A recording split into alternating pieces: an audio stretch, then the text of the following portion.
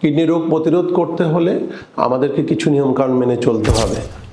বিশেষ করে যাদের ডায়াবেটিস আছে, উচ্চ রক্তচাপ আছে, তাদেরকে অবশ্যই ডায়াবেটিসকে ভালো কন্ট্রোল রাখতে হবে, যেটি বলি খালি পেটে 7-এর ভিতরে ব্লাড সুগার এবং ভরা পেটে 10-এর ভিতরে রাখতে হবে, এবং বছরে একবার করে কিডনি চেক আপ করতে হবে। আর যাদের উচ্চ রক্তচাপ আছে তাদের ক্ষেত্রে উচ্চ রক্তচাপকে নিয়ন্ত্রণে রাখতে হবে। আমাদের যে টার্গেট ব্লাড প্রেশার সেটা হলো 130/80 নিচে রাখতে হবে।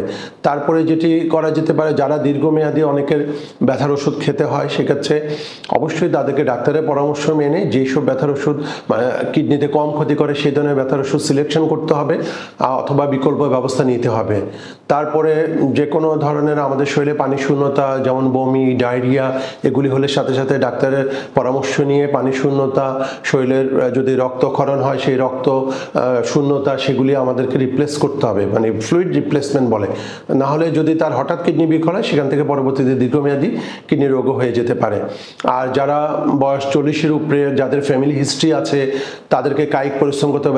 যাদের অনেক ওজন বেশি, ওদেরকে ওজন নিয়ন্ত্রণে রাখতে হবে, কারণ ওবেসিটি বা স্থূলতা থেকে কিন্তু কিডনি রোগ হতে পারে, এটা ইনডাইরেক্টলি রিলেশন আছে। আর ফ্যামিলি হিস্ট্রি যাদের আছে তাদেরও নিয়মিত কিডনি পরীক্ষা করে দেখতে হবে, বছরে অন্তত 1 থেকে 2 বার কিডনি পরীক্ষা করে আগে থেকে সতর্ক থাকতে হবে। কারণ আমার যদি আর্লি স্টেজে আমি কিডনি রোগ ধরতে পারি, সেক্ষেত্রে আমি কিন্তু অনেকাংশেই এটাকে প্রতিরোধ করতে পারবো। প্রাইমারি প্রিভেনশন করতে না পারলেও আমরা সেকেন্ডারি প্রিভেনশন, যে হয়তো কিডনি পয়েন্ট সামান্য বেড়েছে, ওই সময় যদি আমরা ইন্টারভেনশন করতে পারি, কাজ করতে পারি, ওই সময় চিকিৎসা দিতে পারি, তাহলে কিন্তু কিডনি রোগ সম্পূর্ণ নিরাময়যোগ্য হতে পারে।